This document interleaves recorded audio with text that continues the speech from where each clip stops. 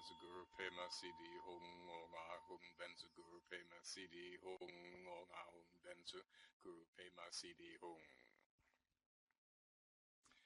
Hello, and welcome to my Dharma talk here at the Chitta Bhavana Ashram. We're going to be talking today for the next hour and a half on the life of the Buddha. The name of the talk is Gotama's Quest, the life of the Buddha. And it's customary to hold your questions to the end of a Dharma talk. However, I would prefer it if you would ask your questions when they occur to you so that the matter is uppermost in your and everyone else's mind. So ask your questions as we go along, and that will give us a bit of a break as well, since it is a somewhat longish talk. So let's go right into it. Gotama, as he is consistently called all through the Pali Canon, referring to his family or clan name, was born in Lumbini, in what is now Nepal, about 25 kilometers from the Indian border, in the traditional territory of the Shakyan tribe. Shakya means capable, able. The Shakyan region was an independent tribal confederacy, with its capital in Kapilavastu, but it was politically subject to Kosala, its powerful neighbor to the west, and some Buddhist texts refer to the Buddha as Kosalan. The Shakyans were notorious for their pride and love of independence. Kosala waged a war of genocide against the Shakyans after the Buddha's enlightenment. Chinese pilgrims visiting the site centuries later described it as desolate. Kosala itself was subsequently annexed by the Magadhan Empire. The language of the Pali Canon is sometimes described as Magadhan, although few scholars today subscribe to the view that Pali actually is the original Magadhan dialect, or the dialect of the Buddha, although some hardliners still hold that view. Gotama's family were members of the prestigious Ikshvaku dynasty, also known as the Surya Vamsa, or Solar Dynasty. Manu, the first human being and legislator of mankind, was an ancestor of the Solar Dynasty, much as Moses was an ancestor to the Jews. In the Buddhist view, this dynasty was founded in prehistoric times by Mahasamata. The texts say that the original government of the world was democratic, since there were no rulers yet, and Gotama's father was an elected chieftain in a sort of aristocratic proto-democracy, not dissimilar from Socratic Greece, who was a contemporary of the Buddha. After regarding Suddhodana as a monarch or an oligarch, scholars now see him as an elected chieftain. At the time of the Buddha, the fragile values of quasi-democracy coexisted with a world of aggressive hereditary monarchs and military dictators hungry to tax the new wealth of mercantilism.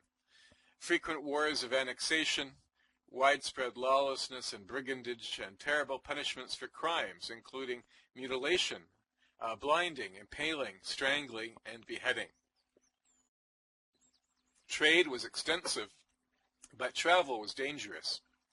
At the time of Gotama, Brahmanism, which came from the west, had still not deeply penetrated northeast India, and the Samana counterculture was widespread.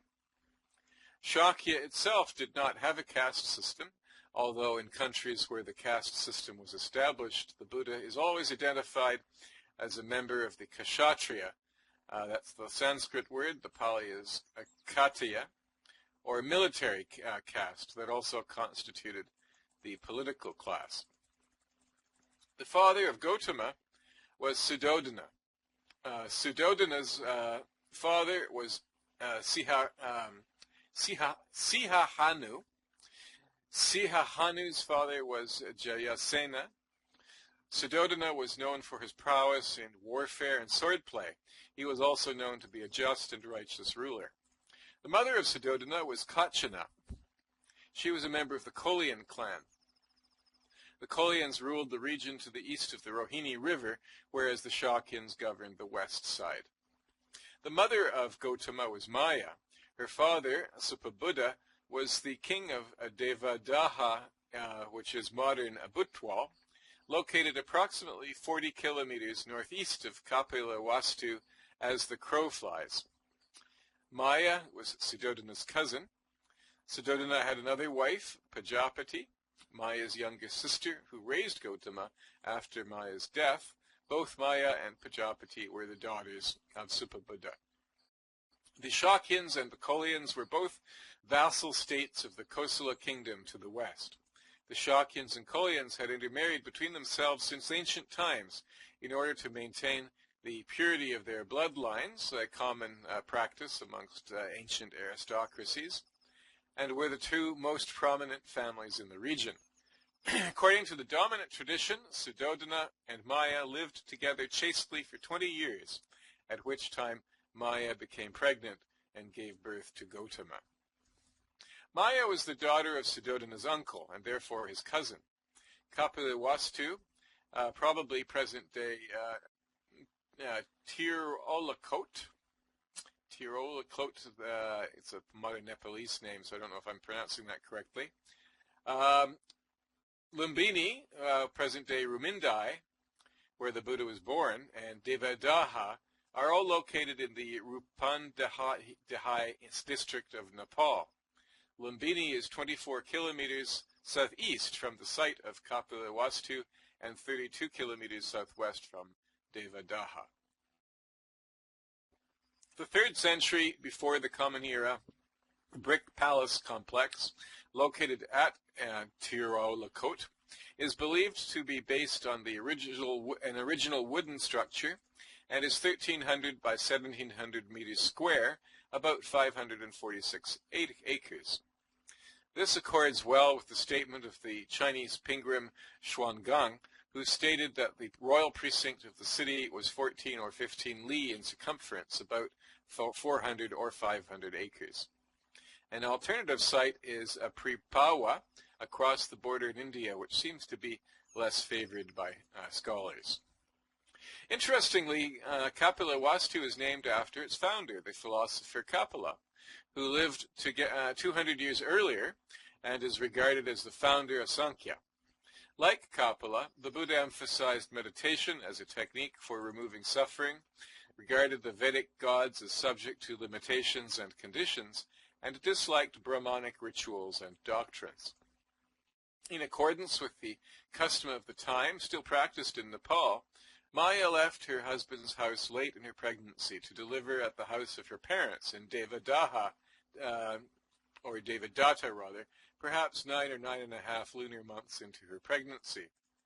Although Maya was traveling by carriage, she was accompanied by an entourage, so it seems unlikely that she made better time than average walking speed. Assuming she covered 20 kilometers per day, the trip would have taken roughly 5 days, or the better part of a week, but she never got to Devadaha.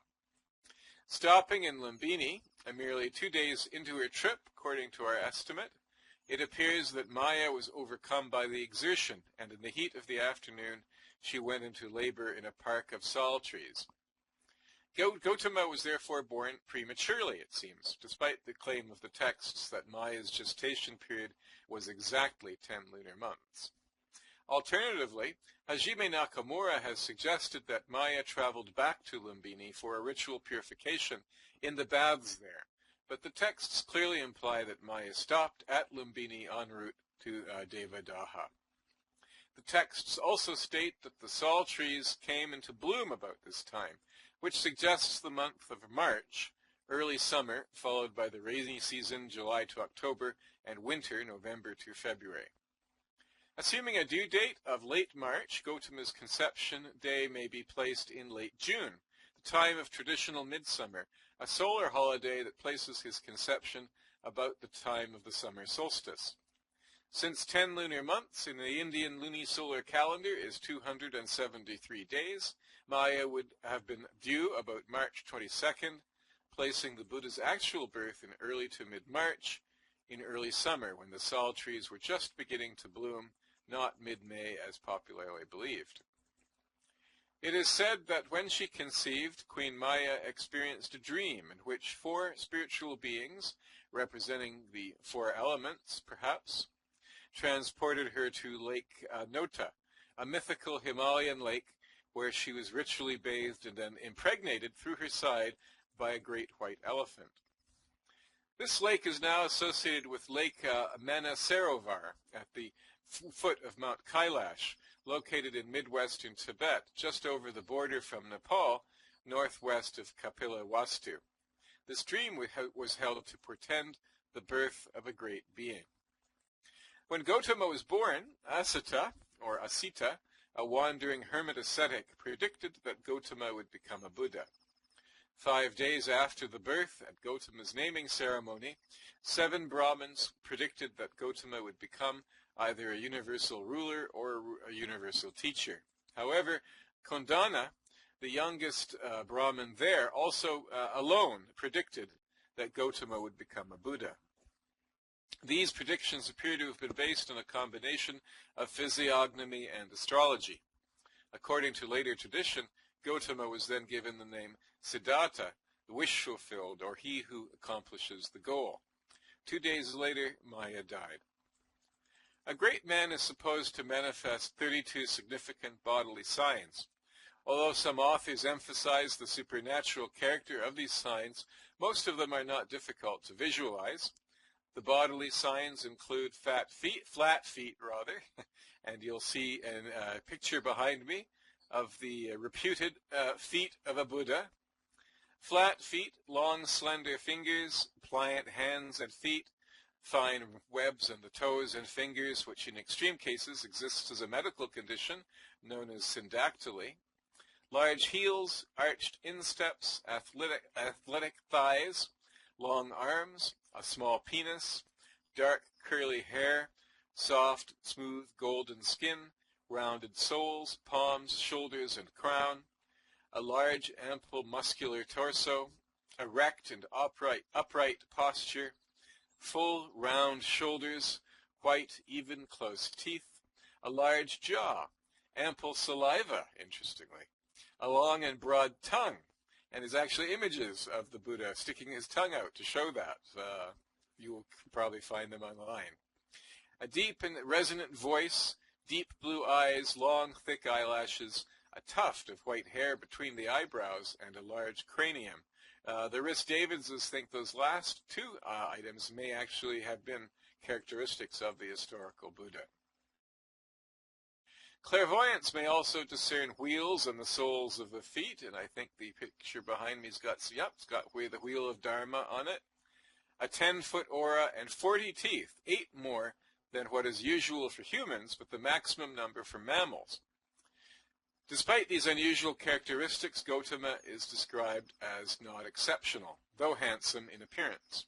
There is a story in which a wandering ascetic met the Buddha in a barn one night. They spent the night talking together, but only in the morning did the ascetic realize with whom he was speaking. Although this is widely interpreted to mean that the physical appearance of the Buddha was not exceptional, it was night. Of course, the redactors of the Pali Canon, in their enthusiasm, generally exaggerate the wealth and power of the Buddha's family, the beauty of the Buddha and his male monastics, and the size of the Sangha. The Buddha was probably refined, slightly androgynous, and thoughtful in appearance. Given his military upbringing and later self-mortifications, he was probably physically fit and strong. Suddhodana wanted his son to become a world ruler and not a spiritual man. So from birth, Gotama was raised in an atmosphere of opulence, as well as receiving the education proper to a member of the military caste. Gotama's education appears in his interest in politics and his broad knowledge of social history and international matters. As a young child, Gotama experienced a taste of realization while he was sitting under a roseapple tree beside a field where his father was performing a ceremonial plowing. This early experience of meditation was crucial in his realization of enlightenment 2 decades later, as we shall see. Gotama was extremely hedonistic and lived for the 4 months of the rainy season in the female quarters, entertained by female musicians. This behavior was somewhat contrary to Indian norms, which valued chastity and manliness, leading to the accusation of effeminacy later on. Subsequently, he was married at the age of 16, some sources say 19, to his cousin Yasodhara, also known as Bimba, Bimba Devi, Badakachana, or Rahulamata, the daughter of Supabuddha and Pamata, the sister of the Buddha's father. Yasoda was the same age as Gotama. Gotama may have had other wives too. The Tibetan Vinaya mentions Gopa and Mrigaja. And the Buddha Charita, which is a post-canonical work written just after the consolidation of the Pali Canon. I think it's 1st century CE, but it draws from older oral traditions like the Pali Canon. So it's comparable to the Pali Canon, even though strictly speaking post-canonical. In any case, note 2 in the Buddha Charita mentions the wives in the plural. That's in chapter 5, verse 41. Just give me a moment to find my spot again. That was a footnote. There we go.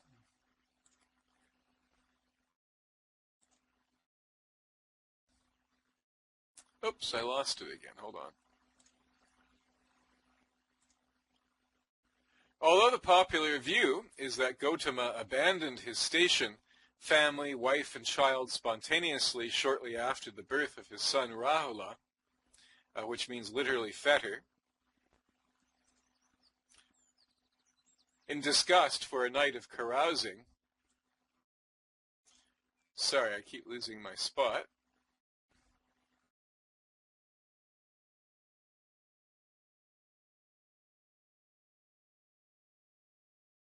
Rahula's name itself suggests that Gotama's decision was the result of a process of reflection.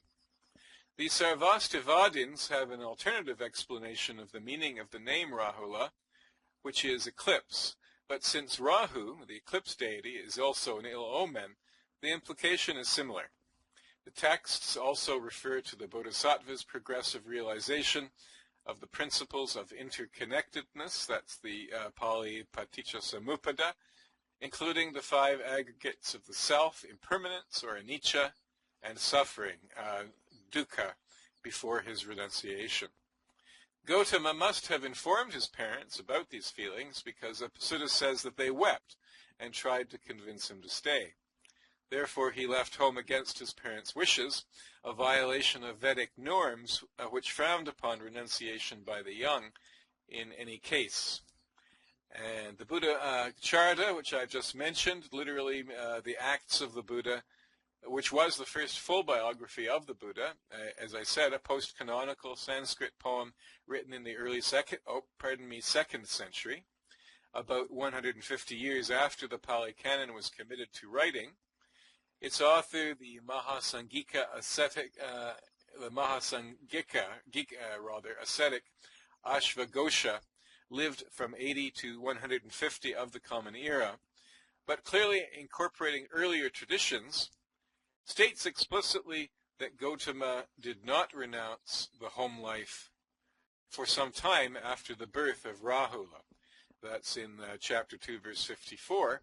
And also he asked his father for permission to leave the home life, which he refused, which is in chapter 5, verse 28.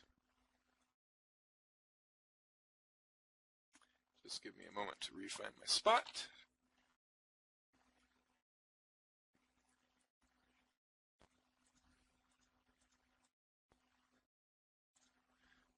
Sorry, I just have to keep moving back and forth between these footnotes. But I think that's the last one, so it won't be any further disruptions.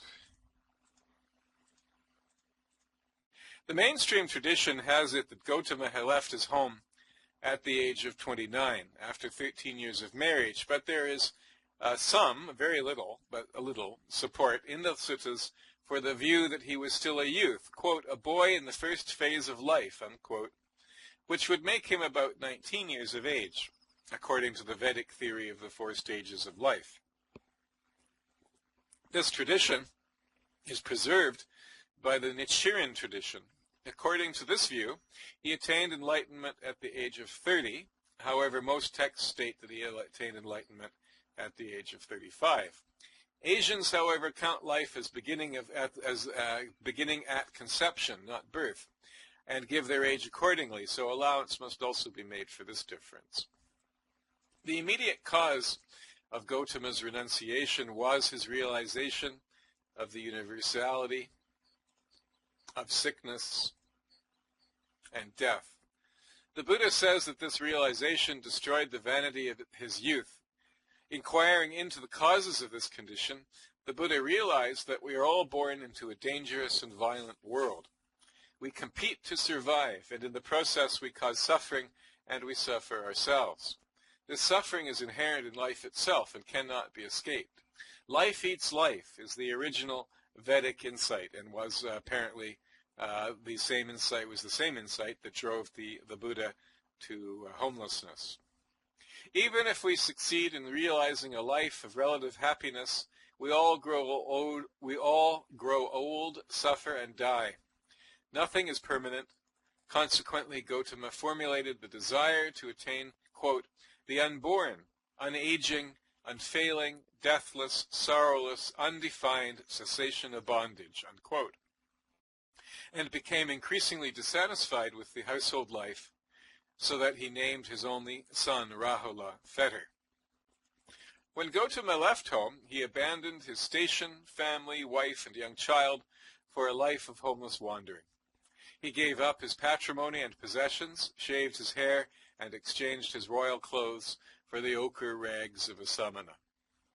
At first he lived in a cave on the eastern slope of the hill of Pandava, near Rajagaha in Magadha, and begged for his food on the streets of the city.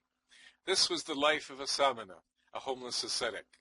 By this time, roughly 450 before the Common Era, the samana counterculture was already a century old.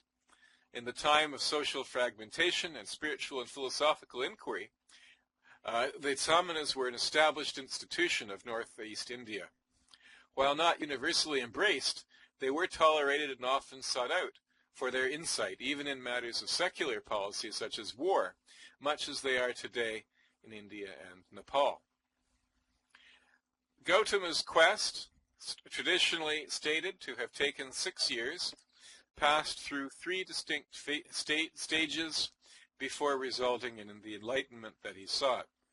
He meditated alone in the forest, overcoming the emotion of fear. He studied meditation with 2 meditation masters, Alara Kalama and Uddaka Ramaputta. Finally, he spent an extended period with a group of 5, practicing austerities. When that almost killed him, he was abandoned by his companions and settled down in the forest to meditate once more alone.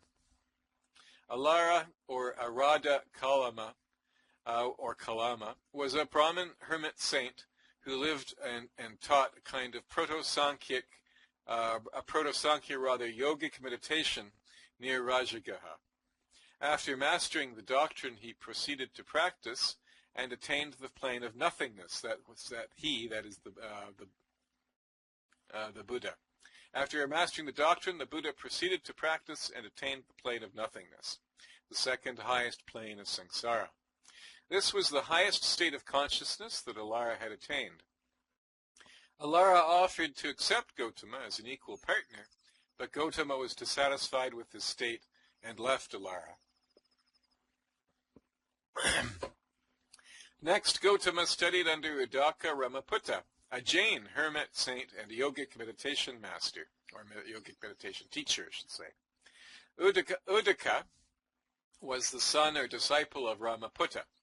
Under Uddaka, Gotama attained the plane of neither perception nor non-perception, which Uddaka himself had not yet attained. Uddaka offered to make Gotama the head of his Sangha in recognition of his superior attainment, but Gotama was dissatisfied with this attainment and left Uddaka. Note that by moving from a Brahmin to a Jain teacher, Gotama was clearly moving away from Brahmanism, from Astika or orthodox to a Gnostica or heterodox philosophical orientation. And of course, Buddhism itself was and is regarded as a heterodox Indian philosophy because it is outside the Vedas. When Gotama left his home at Kapilavastu, Kondanya, The youngest Brahmin, who alone had predicted that Gotama would become a Buddha, also renounced the household life, accompanied by 4 others, Badiya, Vapa, Mahanama, and Asaji. After he left Uddaka, Gotama traveled to Uruvela, now known as Bodh Gaya, where he joined the group of 5 in the practices of extreme asceticism, including living and sleeping in charnel grounds, exposing the body to the elements, intense meditation, controlling and holding the breath, and near starvation. A stock description of the practices of ascetics found frequently throughout the Pali Canon includes nakedness or rough clothing, rejecting conventions, licking one's hands, not coming or stopping when asked, not accepting gifts or invitations, avoiding pollution, especially anything associated with the householder life, especially women and sex, eating next to no food, no meat, no alcohol, eating grass and dung, living only on windfalls, pulling out the hairs of one's head and beard, standing or squatting continuously, sleeping on spikes, and frequent bathing. After several years of these practices, Gotama was on the verge of dying, not surprisingly. Quoting from his own words, as reported in the Pali Canon, "My body reached a state of extreme emaciation. Because of eating so little, my limbs became like the jointed stems of creepers or bamboo. My backside became like a buffalo's hoof. My backbone, bent or straight, was like corded beads. My jutting and broken rafters of an old house, the gleam of my eyes sunk deep in their sockets, was like the gleam of water seen deep down at the bottom of a deep well." Unquote. One day, while sitting beneath a peepal, some sources say banyan tree, by the river Naranjara, near Uruvela, a girl named Sujata from the village of Senani across the river came to offer some rice gruel to the tree spirit as thanks for answering her prayers for a husband and a son. So the offering wasn't for Gotama at all. Nonetheless, he accepted her offering, followed by a bath in the river. When his companions saw him thus eating, drinking, and consorting with a girl, they abandoned him, declaring that he had returned to the effeminate life of his youth. So that concludes part 1 of the talk, Birth to Enlightenment. Does anyone have any questions, comments, or discussion they'd like to have at this point before going on to part 2, the enlightenment the Buddha's enlightenment to his death? I see someone saying yes.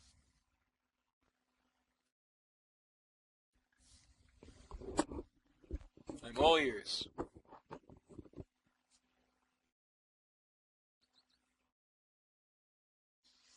Rollo says, I had heard a slightly different version of a girl offering Buddha food at that time.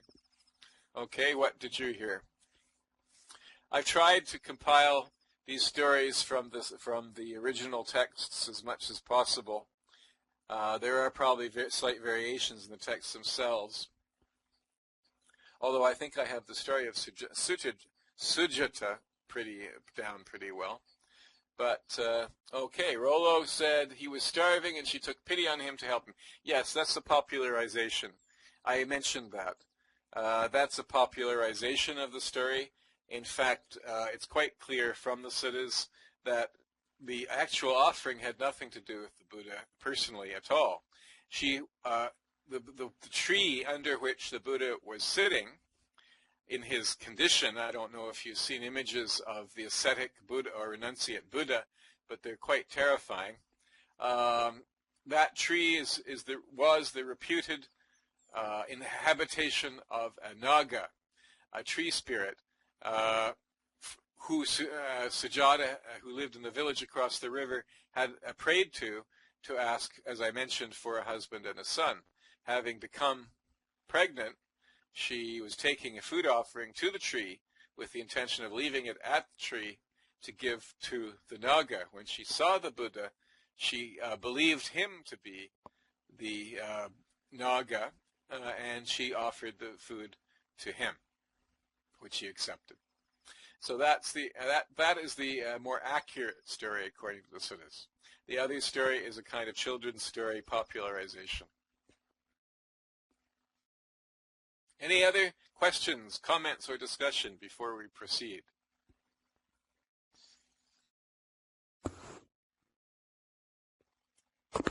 Okay, it seems not. So let's go on to part 2, the enlightenment to the parinibbana of the Buddha. Having now rejected the meditations on nothingness and neither perception nor non-perception, and the painful and self-destructive austerities of the group of 5, Gotama cast his mind about for what to do. He recalled an experience that he had had as a child, sitting under a rose-apple tree, watching his father engage in a ceremonial plowing. He recalled the sensation of bliss that he experienced then, and asked himself whether this pleasure might be the key to enlightenment. It appears from the texts that Gotama had previously rejected this experience because it was pleasurable, but now he reasoned the pleasure of meditation is not unwholesome.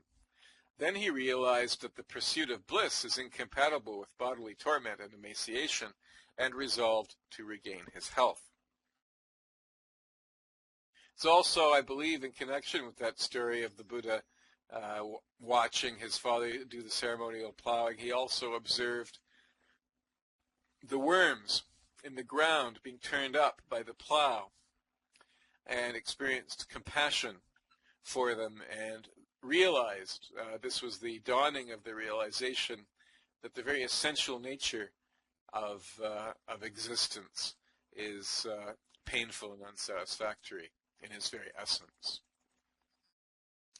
Ironically, Gotama has come full circle. From a life of hedonism through a life of pain, he now reconsiders his attitude to pleasure in a new light. So he took some boiled rice and bread. The texts present this process as virtually instantaneous, but after years of deprivation and abstinence, it is clear that this must have taken some time. So he lived alone for some period of time beside the river Naranjara, meditating and begging for alms in Senani. I've always wanted to talk to a doctor about that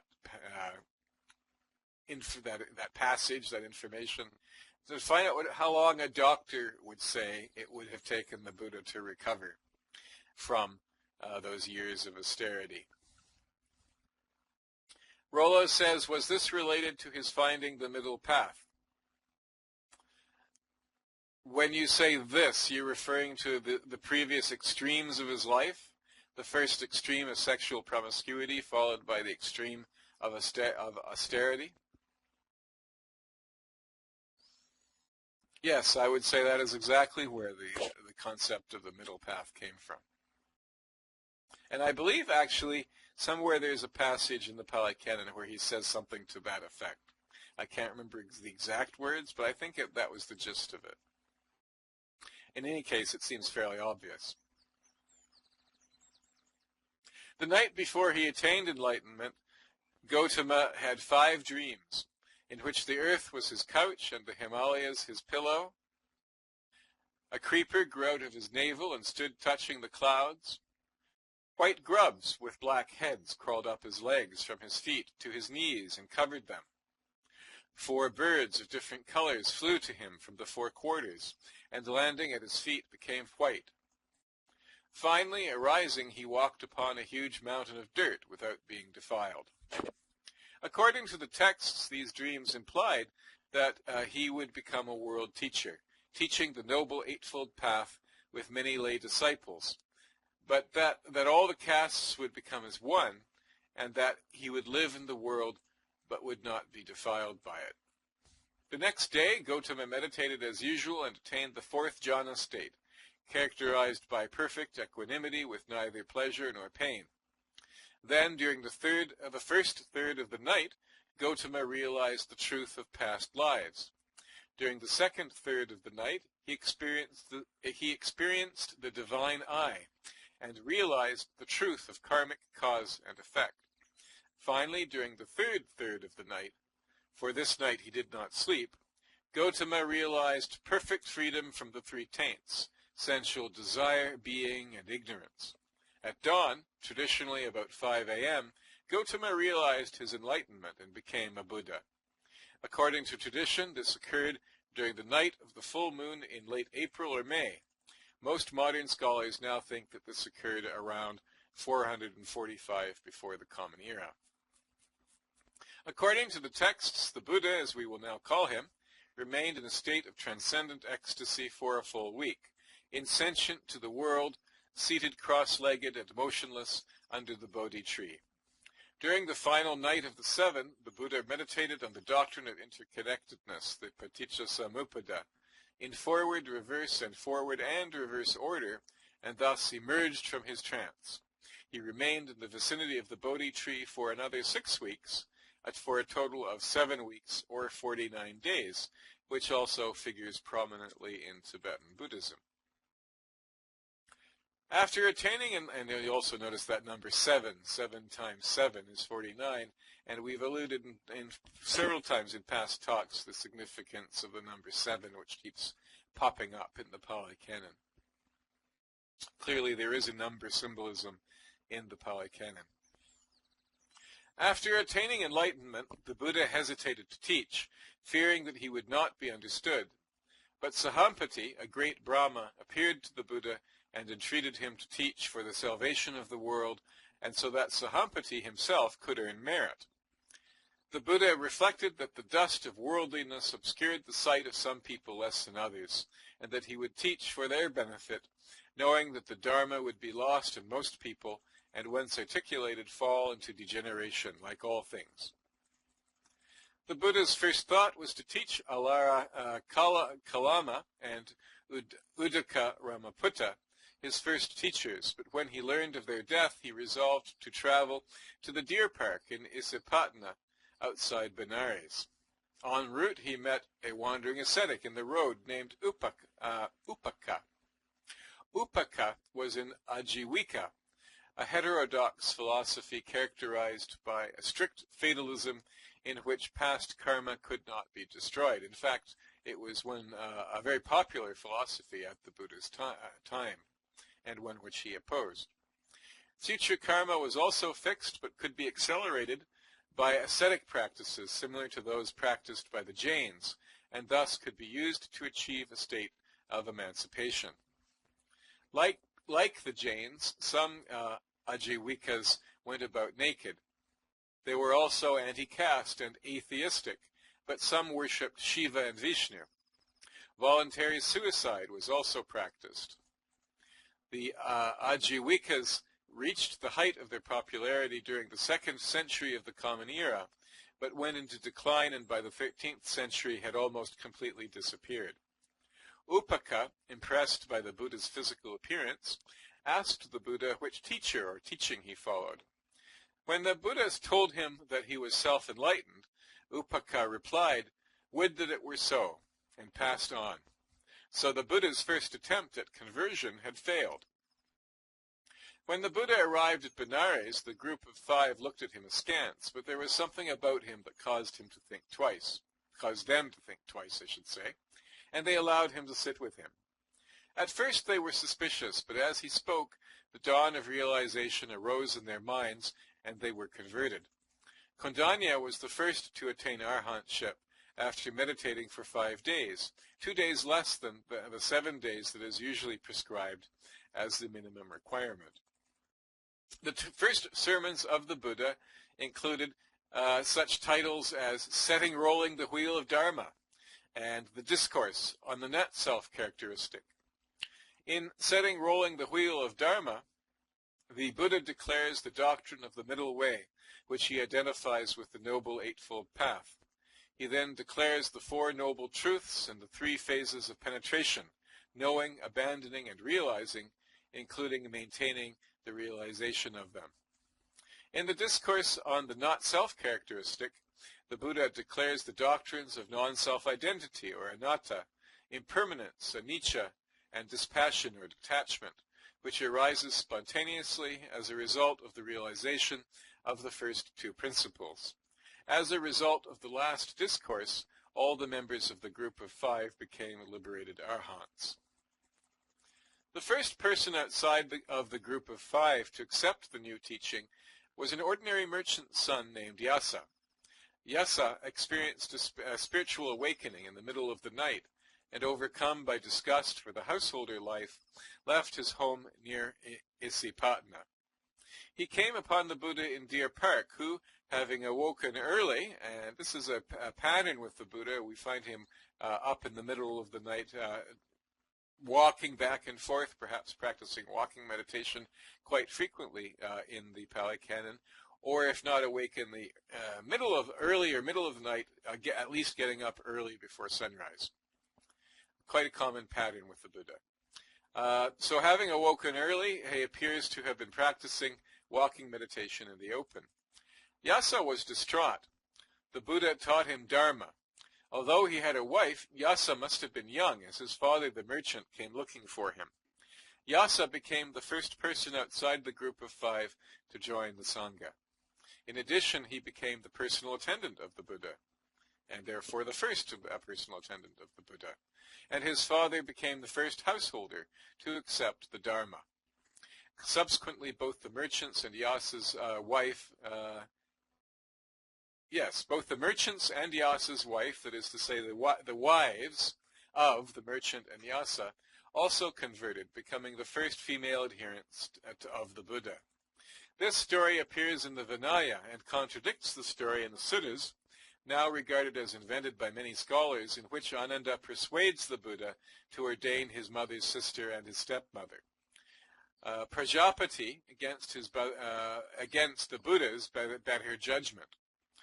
I discussed this issue in my talk on the status of women in ancient India and the Pali tradition, which I've also given here at the Tseten Bhavana ashram in the last few weeks. The Dharma spread, starting with the 4 prominent merchant families in Benares, friends of Yasa. At that time, there was no ordination formula. The Buddha simply said to the candidate, quote, "Come, the Dharma is well proclaimed. Lead the holy life for the complete ending of suffering," unquote. Although through Yasa 50 more joined the Sangha until the number of monastics, also through Yasa I should say, 50 more joined the Sangha until the number of monastics totaled 61. Interestingly, the Vinaya seems to regard everyone who joined the Sangha at that time as an arhat. Having taught them the Dharma, the Buddha sent them out to wander and bring the good news of the Dharma to all those able to receive it. The Buddha himself went to a place called Sananagama in Iruvula. Soon so many were seeking ordination that it became burdensome for the Buddha to receive the candidates himself, and he authorized the monastics to admit applicants to the Sangha by the simple formula of taking refuge in the Dharma, later elaborated into the triple jewel consisting of Buddha, Dharma, and Sangha, or in the Tibetan tradition, Buddha, Dharma, Sangha, and Lama. Thus, the Buddha established the Sangha as a decentralized order of monastics, quite unlike the hierarchical system that we find in most Buddhist organizations today. Sometime after his enlightenment, the Buddha traveled to Gaya Sisa, near Gaya, where he addressed the monastics in the famous fire sermon. The Buddha famously declares that, quote, "All's burning," quote unquote, with the cravings of desirous attachment. This is a disease for which he prescribes delivery from the taints by not clinging, quote unquote, as the cure. Thence he traveled to Rajagaha, the capital city of Magadha, where the first Buddhist council would be held 40-odd years later. Here, King Bimbisara honored the Buddha and presented the Sangha with the gift of the bamboo grove, a place described as close to the city and accessible, but lonely, quiet, and hard to find, for the Buddha and his monks to spend the rainy season together. But the Buddha was not popular everywhere. Some people complained that the Buddha was promoting childlessness and widowhood and obliterating the clans. Most of the time, the monastics lived in woods, at the foot of trees, under overhanging rocks, in ravines, hillside caves, charnel grounds, jungle thickets, in the open, or on heaps of straw. 7 years after the Enlightenment, the Buddha's father, Suddhodana, heard of his son's success, and sent messengers inviting him to return to Kapilavastu. Many of these messengers joined the Sangha.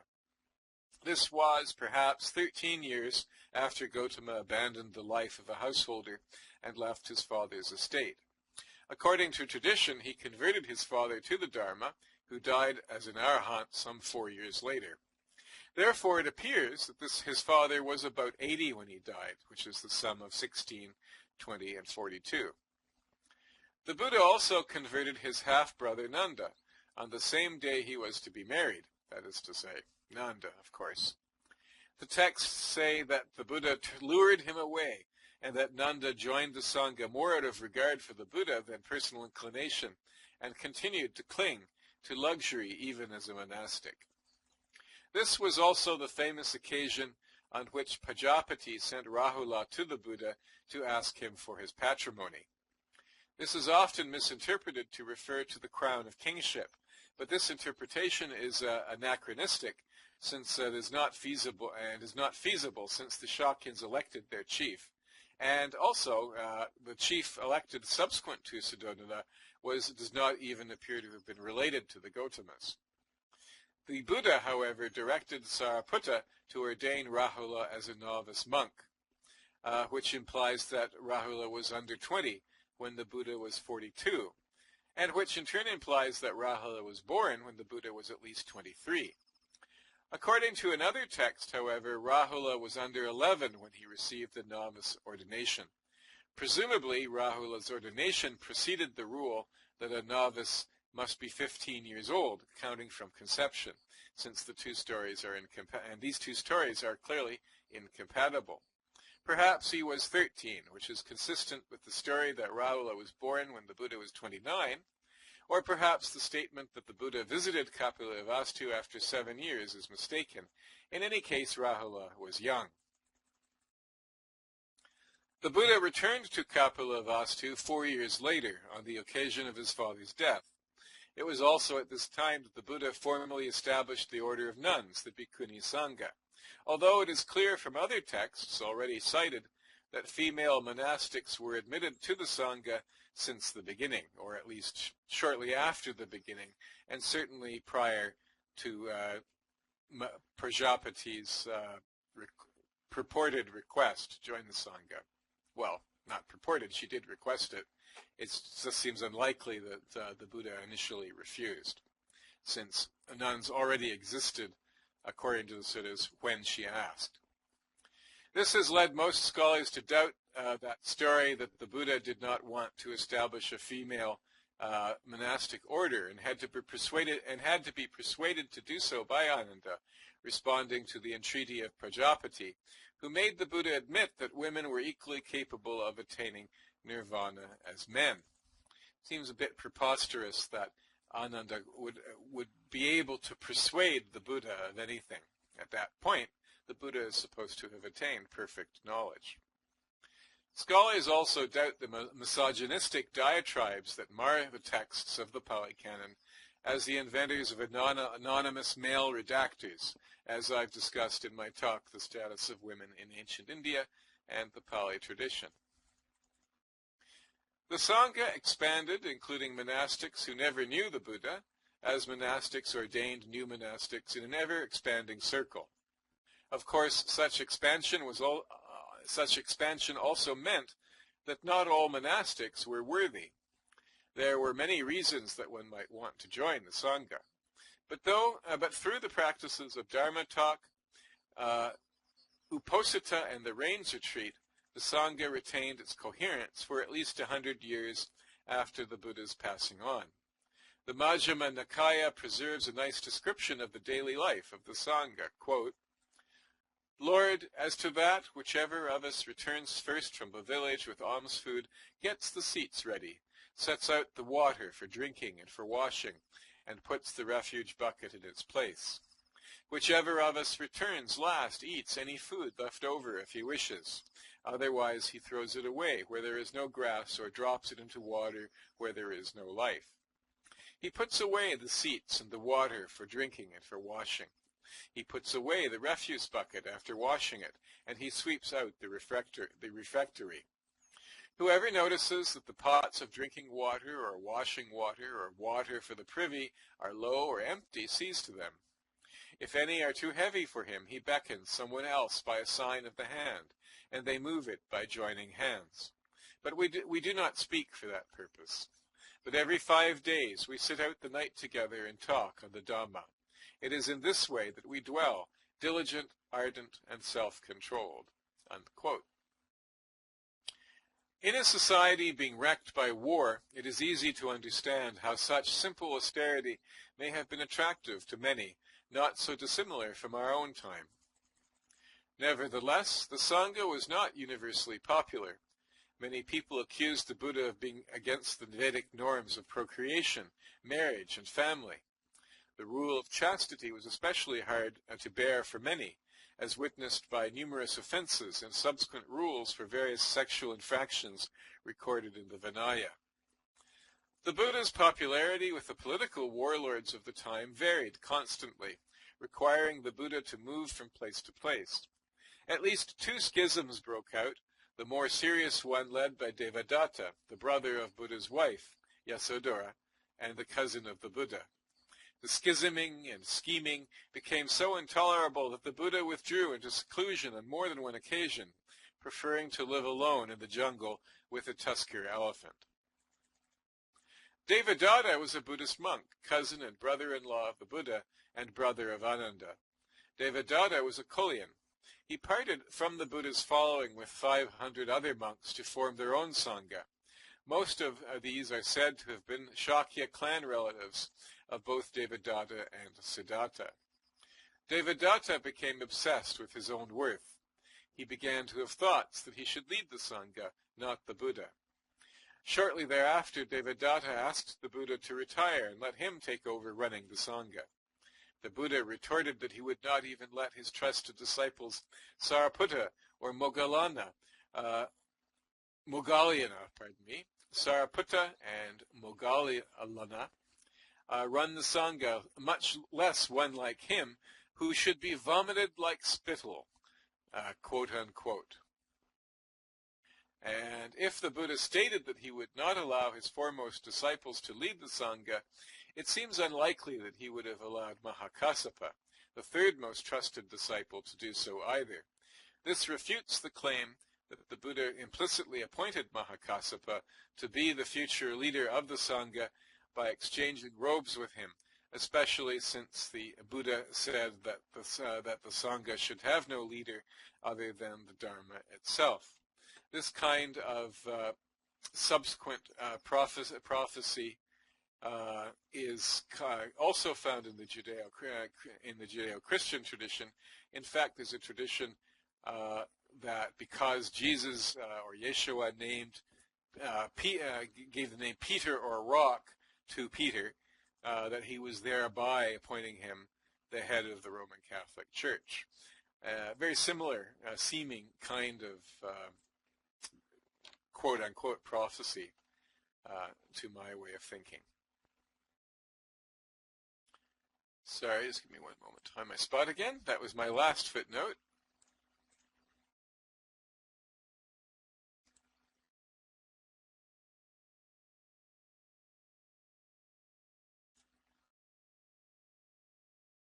Sorry about this, just give me 1 second.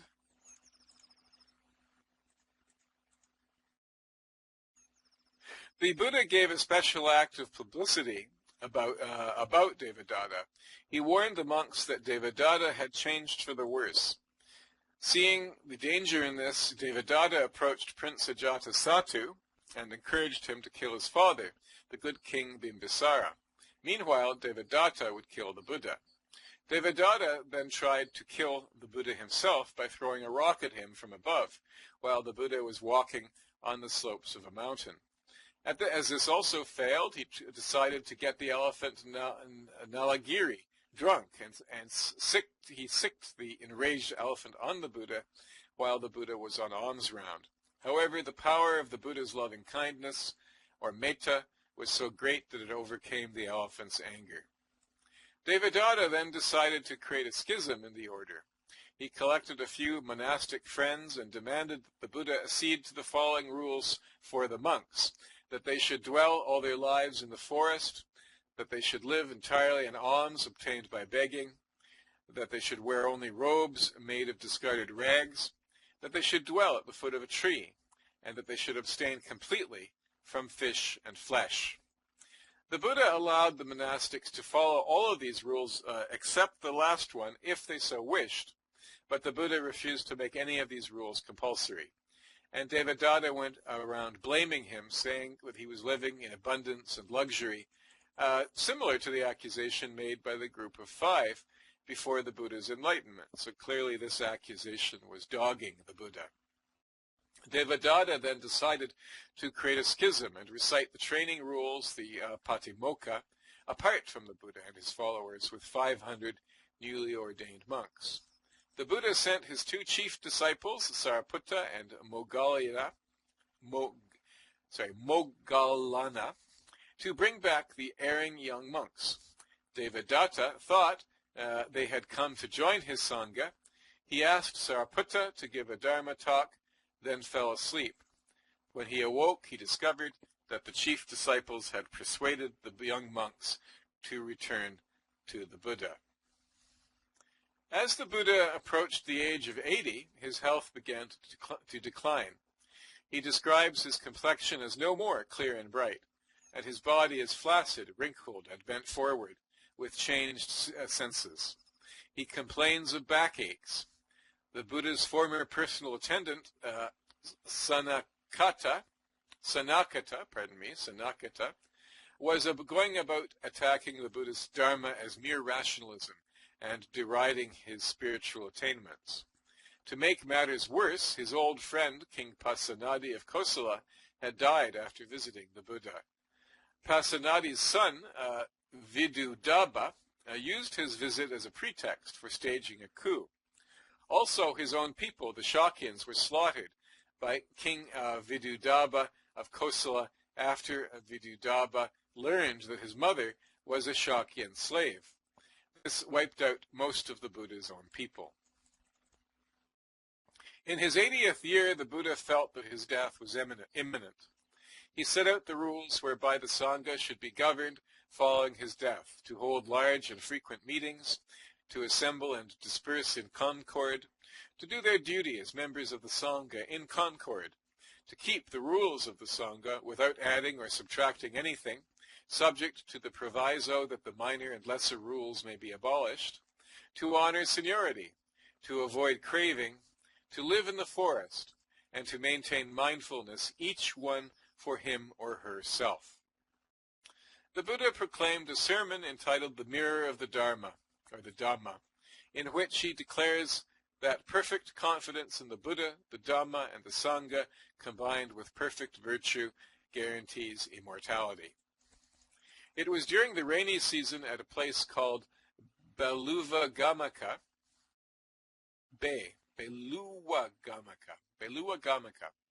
that a severe sickness came upon the Buddha with violent and deadly pains. After recovering, he begins to prepare Ananda for his inevitable death. During this time, the Buddha's 2 foremost disciples, Sariputta and Moggallana, the Arhants, foremost in wisdom and spiritual powers respectively, also died.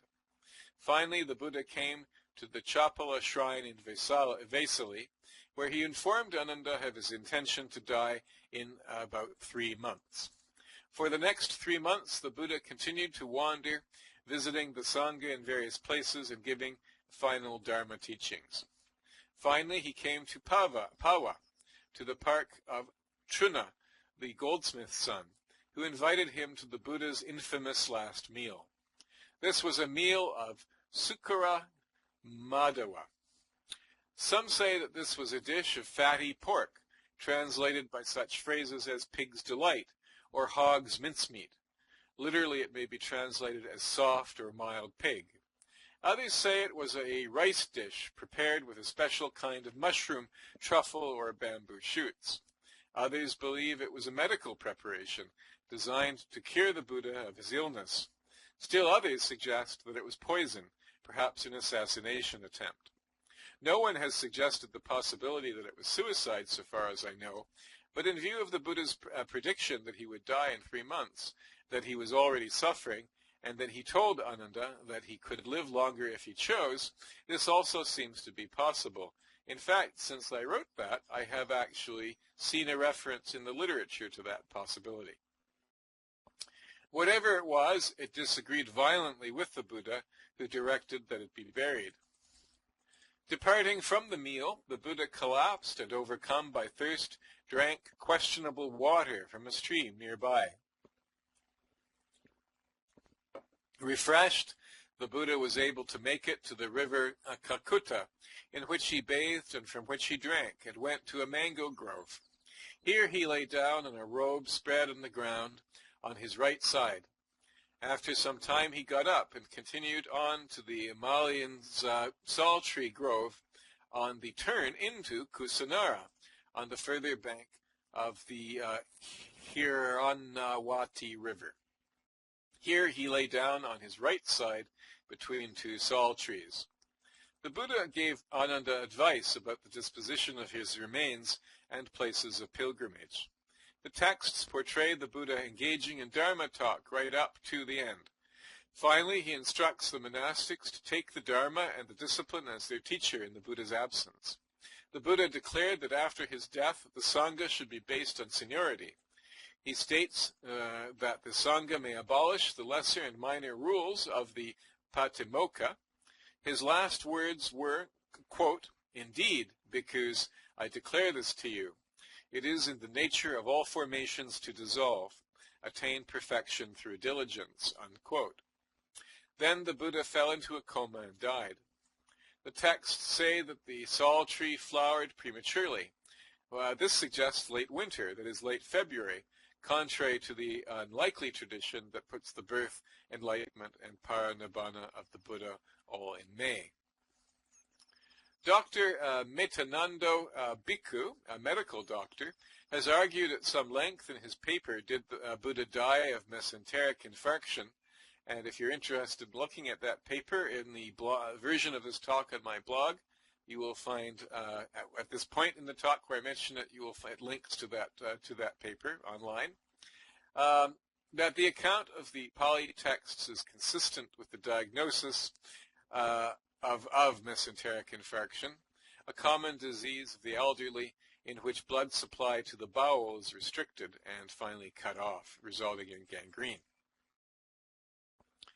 The first Buddhist council was called together shortly after the Buddha's death by Mahakassapa, who was regarded as foremost in asceticism, despite the fact that the Buddha said that the Sangha should have no leader other than the Dharma.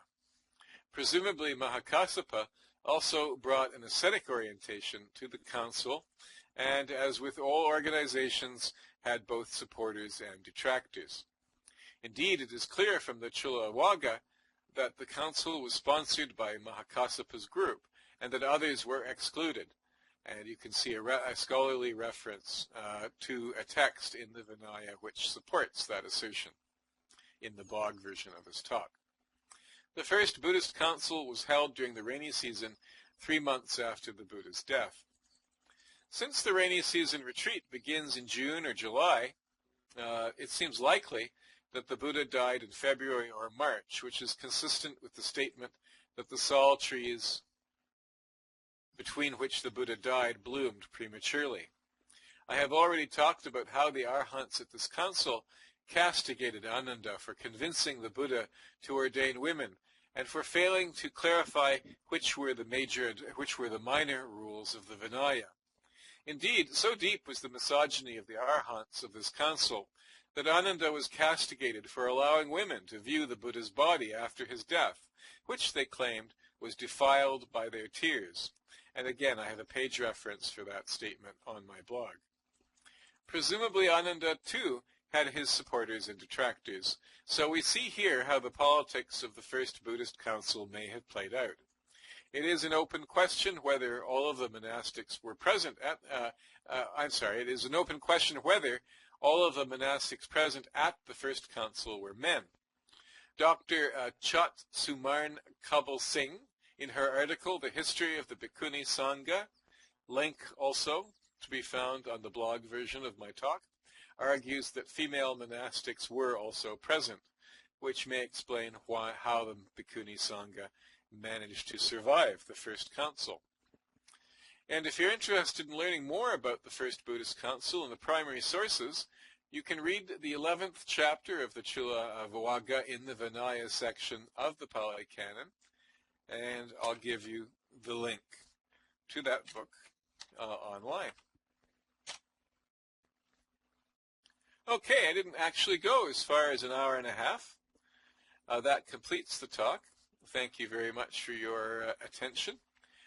Before we conclude with the dedication of merit, whereby we dedicate the merit of this talk to all beings, are there any questions, comments, or discussion anyone would like to have concerning this sutta?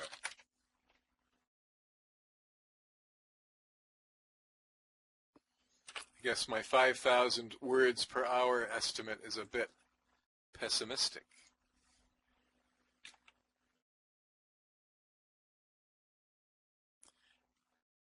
Anything at all?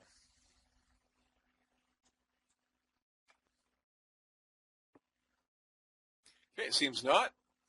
So let's conclude with the dedication of merit.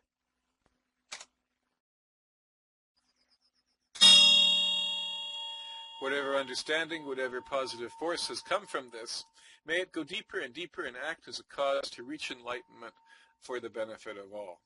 Thank you once again for this opportunity to discuss Dharma. It is my pleasure, and here at the Citta Bhavana Ashram, it is my pleasure and privilege to do so, and I will be giving another Dharma talk this coming Sunday at 2 p.m., Second Life time, at Deer Park Buddhist Center, and then that will be a continuation of my series of talks on the Digha Nikaya. Number 27, I believe, is the next one. And then next Tuesday, I will return here at the Citta Bhavana Ashram to give another Dharma talk at 4 p.m. Second Life time. Until then, thank you very much. Namaskar.